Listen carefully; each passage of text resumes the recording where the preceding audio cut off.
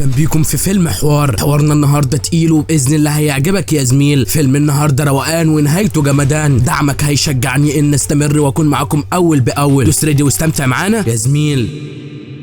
بيبدأ الفيلم بالعصابة دي واللي بيكونوا مراقبين العربية دي، بعد شوية بيلبسوا الأقنعة وفورا بينزلوا يضربوا البنت دي وبينزلوها من العربية كمان. ابن الهرمة مكمل عليها وعمال يلطش فيها، البنت بتقوم من جديد وبتجري عليهم وبتطلع الأولاني وبتجيبه على الأرض، لكن التاني بيروح عليها وبيفضل يضرب فيها وابن الهرمة بيجيب دماغها وبيخبطها على العربية وساعتها بتقع على الأرض، والواد بيروح يضربها كمان لحد ما بتفقد الوعي، وبياخدوا العربية وبيخطفوا بنتها وبيمشوا من المكان. بعد كده بنشوفها في المستشفى وفي قسم الرعاية المركزة وبتكون حالتها اتحسنت أكتر، وبعد شهرين بنشوفها من جديد ولكن حالتها النفسية ما بتكونش تمام لانها مش عارفه تعيش وبنتها مخطوفه. بعد كده بننتقل لكشمير، مره واحده بنشوف ناس عماله تطير من المكان، ومين اللي بيطيرهم؟ هو وحشنا الديزل روني. بيقبض على شويه ارهابيين وبياخد واحد منهم وبيربطه على العربيه بتاعته وبيطلع من مكانهم راجل فنان ومفيش جبان عارف يقف له. بعد كده بينتقل لصاحبه وصاحبه بيقول له تليفونك عمال يرن يا زميل. روني لما بيفتح التليفون بيلاقي فيه رساله من حب عمره نيها، بتقول له انا بعت لك وبرن بيك بعد غياب 4 سنين وبتكلم ومش عارفه ان الرقم ده لسه معاك ولا ايه، وبتقول له لو انت خد رقمي واتصل بيا، وفعلا بتكون سايبه له الرقم بتاعها في رساله. روني ما بيكونش عارف يعمل ايه، صاحبه بيقول له بلاش يا اخويا، ابعد عن الطريق ده تاني، طريق الحب كبير وعميق وانت لازم تركز في شغلك. روني ما بيشغلش دماغه بكلامه وبيروح للقائد بتاعه وبيقول له انا عايز اجازه 7 ايام يا باشا، لكن القائد بيقول له اشمعنى عايز اجازه؟ بيقول له حاجات مهمه كتيره لازم اعملها وانا بقالي 4 سنين هنا وما خدتش اجازه نهائي. في الاول كده القائد ما بيكونش راضي لكن في الاخر بيرضى يا زميل، وبيقول له معاك 7 ايام، اليوم الثامن الاقيك هنا يا وحش. بيركب الاتوبيس ده وفي طريقه للرجوع وهو ماشي بيفتكر ايام زمان، وبنرجع لشويه من الوقت وبنشوف نيها اللي كانت لسه طالبه في الجامعه. صاحبتها بتيجي عليها وبتقول لها انا جبت رقم روني، بتقول لها مين روني ده؟ بتقول لها روني اللي بيلعب كره سله. بتاخدها معاها وبيقفوا هنا وبيتشاور عليه وبتقول له هو ده، وبتقول لها كمان استنى هرن عليه. بترن عليه وبتقول له ازيك يا روني، بيقول لها مين بيتكلم؟ بتقول له بس انت عليك شويه عضلات جامدين. بيحاول يبص يشوف مين وفعلا بيلمحهم، بيقول لها في التليفون وانا ممكن اعرف مين اللي بيتكلم معايا؟ بتقول له مش هنعرفك خليك كده عايز تعرف. بتقول له خد كلم صاحبتي. نيها بتقول له يا اللي انت مفكر نفسك جامد ومثير، اخرك تلعب كره سله وانت محظوظ جدا لان انت بتتكلم معايا، لكن هو بيكلمها بيجي من وراها. ساعتها الاثنين بيبصوا لبعض والبت دخلت دماغه يا زميل. بعد شويه بنشوفها بتتكلم مع ابوها وفجاه روني بيروح عليها وبيفضل يتكلم معاها قدام ابوها وبيقول لها على فكره انت ضحكتك حلوه وانا حبيتك كمان. ابوها بينزل من العربيه وبيقول له كلامك كتير على فكره، بيقول لها هو ده ابوكي؟ بس عربيتك حلوه قوي يا عمي، وبيمشي من المكان. بعد كده بنشوفه في ماتش سله والواد بيكون جامد ومثير وعامل شو رايق يا زميل. في الوقت ده بنشوف نيها بتيجي عليه وبتقول له انت ياض لما تعوز تكلمني كلمني بيني وبينك، مش تكلمني قدام ابويا وده رقمي يا زميل. وبعدها بيعيشوا اسعد ايام حياتهم. بنرجع بقى تاني واخيرا روني وصل كشمير، بيروح للفندق وبيلاقيها قاعده مستنياه، بيقعد معاها وبيقول لها عامله ايه وبعدين مين اللي عمل فيك كده، لكن فجاه بتتصدم وبتخاف لما بتسمع صوت طبق انكسر. روني بياخد باله وبيعرف ان في حاجه كبيره، بتقول له على فكره انت اتغيرت كتير. بيقول لها دلوقتي انا شغال في الجيش. بتقول له طب وكره السله؟ بيقول لها سبت حاجات كتير انا كنت بحبها. بتقول له انت اتجوزت؟ بيقول لها لا انا كده مرتاح وحابب اعيش كده. بيقول لها وانت؟ بتقول له عندي بنت. بيتصدم شويه وبيقول لها ربنا يخليها لك، وبيقول لها معلش بس انت ليه افتكرتني بعد 4 سنين؟ اقصد ايه الحاجه المهمه اللي انت عايزاني علشانها؟ بتقول له انا محتاجه مساعدتك، وبتحكي له على اللي حصل. بتقول له ده كان اول يوم مدرسه لبنتي، ما كانتش عايزه تروح لكن انا اصريت عليها، وصلنا للمدرسه وكنا متاخرين ساعه، فجاه في شويه بلطجيه جم عليا وضربوني وخطفوا بنتي وانا عايزاك ترجعها لي لان مفيش اي حد راضي يساعدني. بعدها بيطلع من المكان وبيكون باين عليه الزعل الشديد وبيفضل يفتكر ايام زمان، الايام الحلوه اللي عاشها معاها. بعد كده بيروح للواد ده وبيقول له انا محتاج عربيه. بيقول له طبعا مش عايز اقول لك انت شايف عربياتنا في كل مكان عامله ازاي، احنا مميزون عن الاخرون، وريني بطاقتك يا زميل. الواد بيشوف الهويه وهو بيعرف ان روني واحد من الجيش. بيقول له انا بحترمك جدا على فكره علشان انتوا بتحموا البلد بالكامل لانه انتوا بتضحوا بارواحكم علشاننا. ساعتها روني بياخد العربيه وبيمشي من المكان، وبعدها بنشوفه مع نيها ونيها بتقول له حياتي بقت تعيسه من بعد خطف بنتي ومفيش اي حد راضي يساعدني لدرجه اني يئست، وبتقول له انت في يوم من الايام وعدتني ان انت هتفضل جنبي وانا دلوقتي محتاجاك. بيقول لها امال جوزك فين؟ بتقول له يئس هو كمان من التدوير عليها. بيقول لها طب والشرطه؟ بتقول له رحت لهم كتير ولكن هم قفلوا القضيه علشان مفيش اي دليل. بيقول لها طب ممكن انا اتكلم معاهم بخصوص القضيه دي؟ بتقول له عادي. بيتجه فورا لمركز الشرطه، وساعتها الضابط ده لما بيشوفها بيقول لها نورت يا نيها. بيروحوا يقعدوا معاه وساعتها بيقول لها كويس ان انت جيتي لان اخر مره انت مش مضيت على الملف، امضي هنا علشان نقفل القضيه. بتقول له انت هتقفل القضيه بالبساطه دي؟ بيقول لها بقى لنا شهرين ومش لاقيين اي دليل. تليفونه بيرن وبيرد عليه، اما روني بيمسك الملف وبيشوفه ولكن الضابط بينتش منه الملف وبيقول له انت مفكر نفسك في مكتبه ولا ايه؟ مين انت؟ بيقول له انا صديقها، وبيقول له كمان القضيه دي ما ينفعش تتقفل، البت مخطوفه انتوا ما خدتوش اي اجراء. ساعتها الظابط بيقول لنيها ايه يا نيها انت جايبه ده كربط يتكلم ولا ايه؟ وبيلمسها يا زميل كمان. ساعتها روني بيتعصب وبيقول له ما تلمسهاش. الظابط بيقول له انت نسيت نفسك فين ولا ايه يالا؟ لكن روني بيكرر كلمته بيقول له ما تلمسهاش. الظابط بيعاند وما يعرفش ان هو جابه لنفسه يا زميل. روني بيضربه ضربه قويه وهو بيطرطشه الدم لدرجه انه بيوصل للازاز ده كمان. الظابط بيروح له من تاني وبيقول له انت مش عارف انت بتمد ايدك على مين؟ لكن روني بيعلم عليه تاني وزرباوي بيطيروا الحزين. العساكر دول بيخشوا عليه انما وحشنا تقيل وما بيفرقش معاه، بيضربهم ضربه معلمين وواحده على الطاير في نص دماغ الحزين. الواد وحش كاسر ومفيش اي حد قادر عليه لحد ما بيكون هيخلص على الظابط. لكن حب السنين بتقول له بلاش يا روني. بقيت الظباط بيجوا عليه وبيحجزوه. بعدها بنشوفهم بيضربوه لكن وحشنا جامد وما بيتهزش. وهم بيضربوه العسكري ده بيقول للظابط ده جندي من الجيش. ساعتها الظابط بيقول له امال انت مش قلت لنا من الاول ليه خليتنا نفترى عليك؟ ما هو واضح مين اللي افترى على مين يا زميل. الظابط بيتعصب عليه وبيقول له دي منطقتي ومفيش اي حد هيعرف ينقذك من هنا. في الوقت ده نائب المفتش العام بيوصل للمكان، الكل بيديله التحيه وساعتها بيطلب روني باسمه. ساعتها روني بيروح له والنائب بيقول له انت روني؟ بيقول له ايوه انا يا باشا. بيقول له عارف يا روني اخويا الكبير كان بيقول لي لازم تطلع دكتور بس انا بحب انام بدري، ولو بقيت دكتور كان ممكن حد يجي لي عايز يعمل عمليه بالليل علشان كده ما حبيتش ان اكون دكتور. وبعدها بيقول له انت ظابط في الجيش ومش عارف ازاي تحترم الشرطه؟ روني بيقول له لا عارف. ساعتها النائب بيقول له امال رفعت ايدك على رجاله الشرطه ليه؟ بيقول له علشان نسي واجبه فحبيت افكره بس. ساعتها النائب بيقول له مين انت علشان تعمل كده؟ ساعتها روني بيقول له القانون رقم 609 بيقول ان ما ينفعش تقبض على ظابط في الجيش. بيقول له بس انت دلوقتي في استراحه يعني زيك زي المواطن العادي. تليفونه بيرن وده بيكون قائد روني يا زميل. النائب بيدي الفون لروني وساعتها روني بيكلمه. ساعتها القائد بتاعه بيقول له انت واخد اجازه علشان تعمل مشاكل؟ حظك ان النائب صاحبي. بيقول له بكره الساعه 7 الاقيك قدامي. وبعدها النائب بيقول له اسمع الجندي هيفضل جندي وخلي تصرفاتك تكون معقوله شويه. ساعتها روني بيسيبه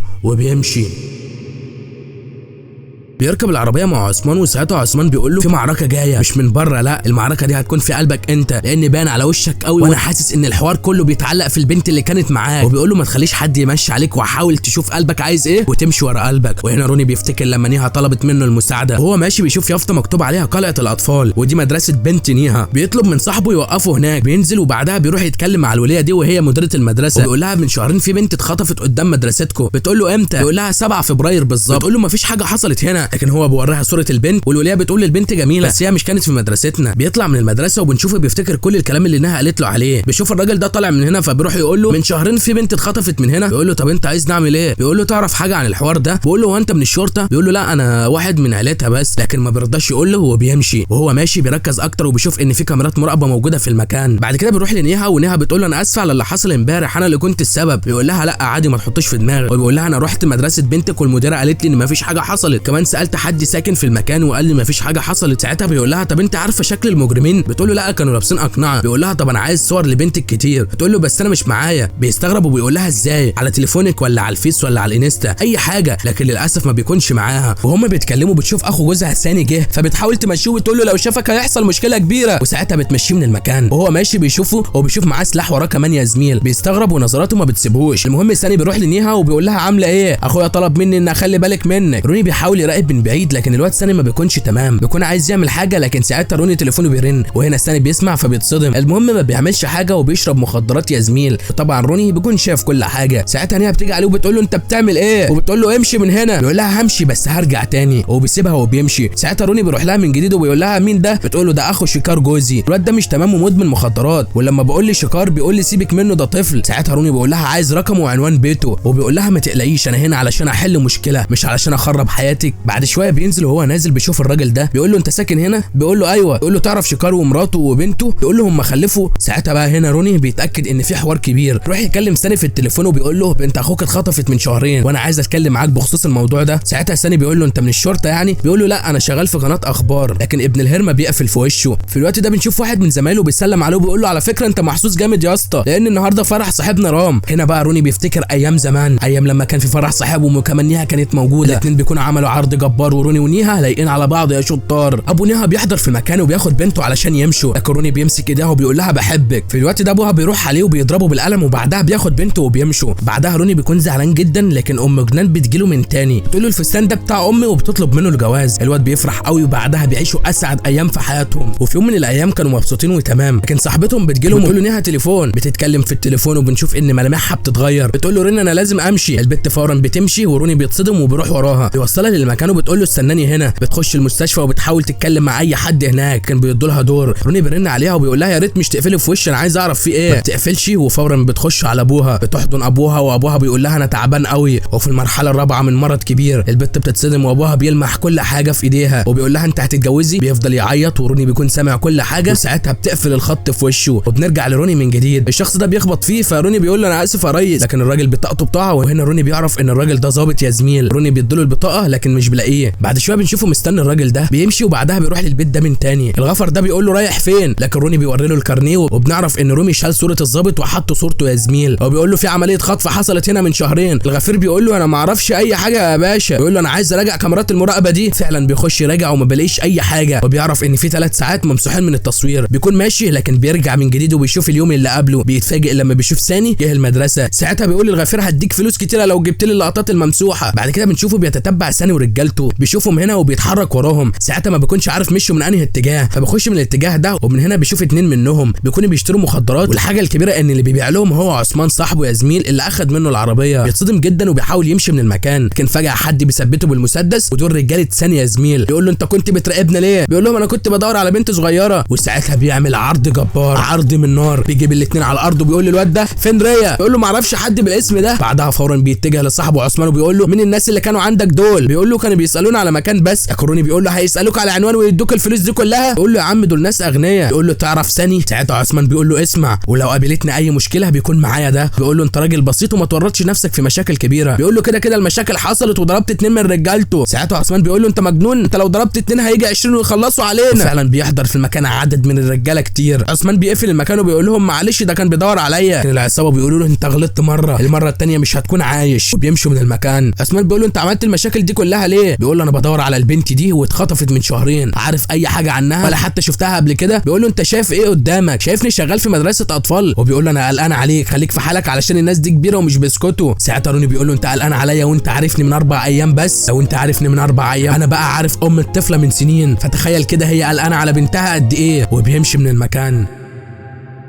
بعدها في حد بيكلم روني وبيقول له انا جهزت لك صور كتير للطفله وهتلاقي الاعلان منشور في الجرايد بكره. ثاني يوم بنشوف نيها واللي بتمسك الجران ده وبتتصدم لما بتشوف الاعلان. ترن على روني وبتقول له انت عملت كده ليه؟ بيقول لها انا عارض مكافاه للي هيدلنا على طريقها. تقول له بس شكار جاي النهارده انا هقول له ايه؟ بيقول لها مش هعرف ارد عليكي. بيقول لها دي الطريقه الوحيده اللي هنقدر نجمع بيها معلومات كتيره. وبعدها الخبر بيوصل للناس كتير وبيوصل كمان للنائب العام. بعدها حد بيرن على روني وبيقول له عندي معلومات كتيره، حول لي الفلوس الاول وانا اقول لك. لكن روني بيقول له هتاخد فلوسك بس لما تديني المعلومات. بعدها حد تاني بيرن عليه وبيقول له انا مش عايز فلوس، انا عايز اعرف بس انت هتعرف ترجع بنتي ولا لا. بيقول له هبعت لك عنوان ونتقابل. فعلا بيتقابل ولكن روني بيقدر يكشف ان ده شخص نصاب. بيقول له قول لي الحقيقه يا اما اخلي عيلتك تحزن عليك. ده غير كده ان في ناس كتير بيرنوا عليه وبيقولوا له ان الطفله تخصهم. ولكن ساعتها شكار بيرن عليه وبيقول له تعالى في البيت. فعلا بيروح له وروني بيوري له الكارنيه بتاع الظابط اللي هو حاطط صورته عليه. ساعتها شكار بيقول له انت عرفت نيها منين؟ بيقول له كنت في مطعم وساعتها نيها شافتني وقالت لي على كل حاجه. بيقول له انا مصدوم جدا من اللي بيحصل ومش عارف اقول لك ازاي ان احنا ما خلفناش اصلا. روني بيتصدم وساعتها شكار بيقول له ما عندناش بنت. بيقول له يوم 7 فبراير نيها اتعرضت للسرقه وهجموا عليها ناس كتير وسرقوا عربيتها وكمان ضربوها كتير على دماغها وفضلت في غيبوبه 10 ايام. ولما فاقت فضلت تقول على بنتي اسمها ريا، بدات تسال كتير عليها والتعامل معاها بقى صعب وحالتها بقت اصعب. روني بيقول له مستحيل، لكن شكار بيقول له هو ده كل اللي حصل ومن بعد الحادثه دي اتغيرت كل حاجه في حياتنا. روني بيقول له انت عايز تقنعني ان كل ده ونيها مش في وعيها اصلا؟ بيقول له شوف انت شرطي، انت حاسس بعد كل اللي قلته لك ده هي طبيعيه؟ روني بيقول له انا اسف وبيمشي من المكان. لكن شكار بينادي عليه وبيقول له ارجوك ما تعملش حاجه ثانيه ترجعني للماضي وزعل الماضي. الوقت ده الغفير بيرن على روني وبيقول له جبت لك المشاهد المحذوفه من الكاميرا. فورا بيجري عليه وبيشوف الفيديو يا زميل وبيتصدم اكتر لما بيشوف ان مفيش اي حد في العربيه. بيتعصب جدا وبعدها بيروح لنيها وبيقول لها على كل حاجه وان هي مش خلفت اصلا. بتقول له بس ريا كانت قاعده في الكرسي اللي ورا. روني بيتعصب عليها وبيقول لها مش خدوا بنتك، خدوا العربيه بس. وبيقول لها قابلت جوزك من شويه وقال لي ان انتوا ما خلفتوش. بتقول له صدقني يا روني. بيقول لها صدقك ازاي؟ الصور اللي انت اديتها لي كانت بنت حد تاني. بتقول له كلهم بيكذبوا. بيقول لها وانت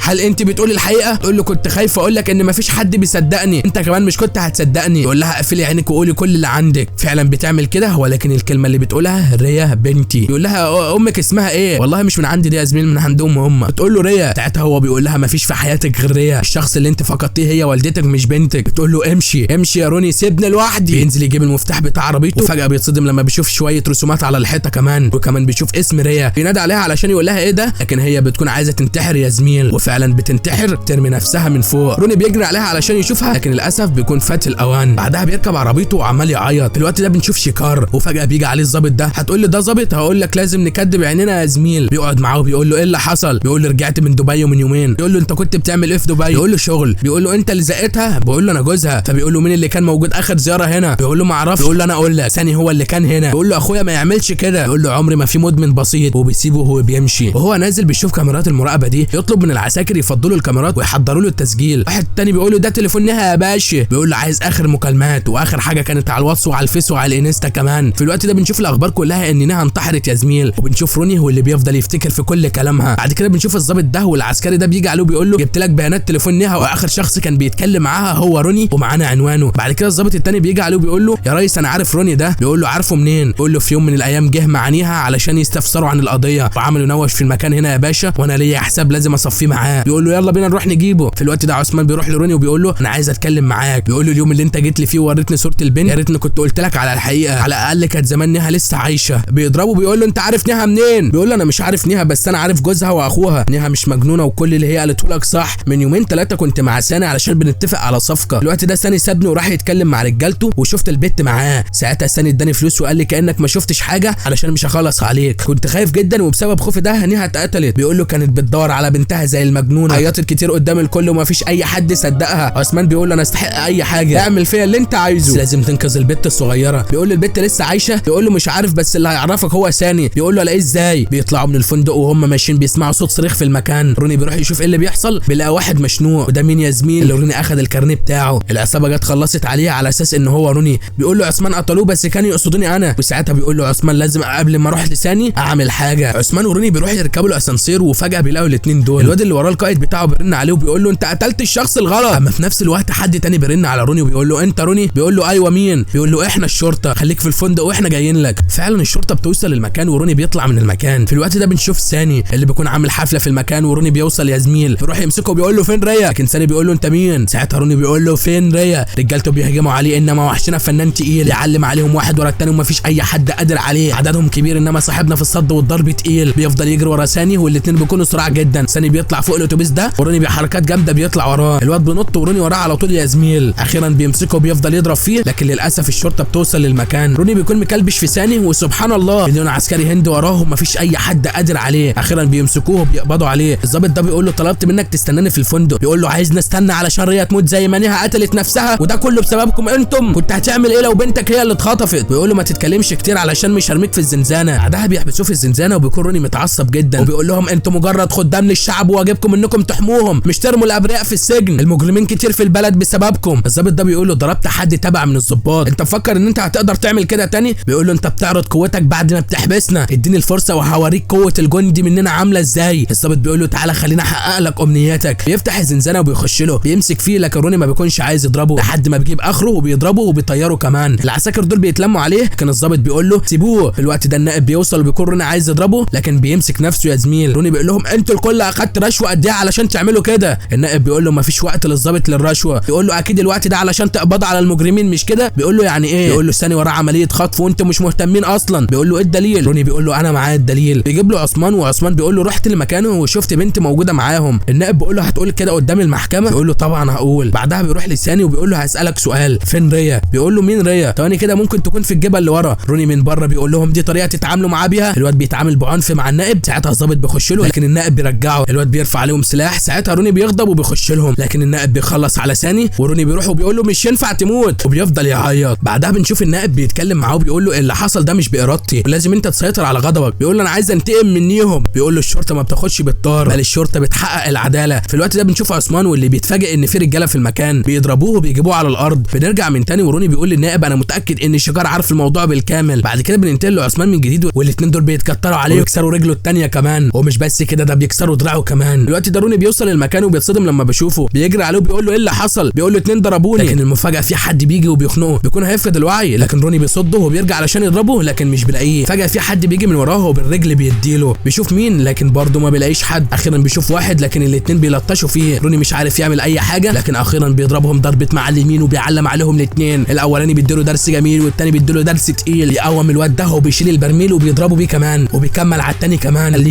بيبلع العيان، بيرجع حق صاحبه وبيكسر دراع الاولاني وبيجيب التاني وبيكسر رجله يا زميل، خليه يبلع الحزين. يروح على عثمان لكن عثمان بيروح فيها يا زميل. في الوقت ده تليفون العيال بيرن، ساعتها روني بيروح يشوف مين، بيلاقي ان اللي باعت للعيال هو النائب وباعت صوره روني كمان. اتعصب جدا وبيروح للواد ده وبيعرف المكان منه. الواد بيقول له ده عايش في غابه وعندهم حمايه كبيره. ساعتها روني بيتحرك بالموتوسيكل بتاعه وبيفضل يفتكر كلام النائب.